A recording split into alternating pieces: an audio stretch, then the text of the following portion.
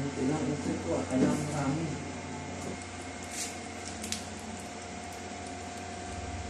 Wala sa kunti na lang.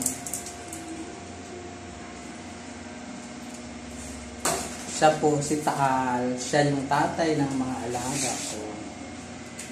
Siya po ay 5 years old na. At ang anak niya ay Siyam.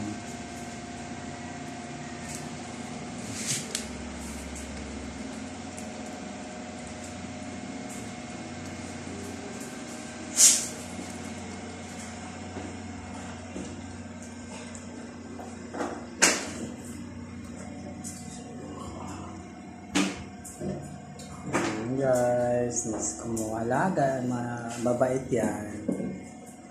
Wala akong masabi dyan sa alaga ko. Stress lang yan kasi dami niyang anak.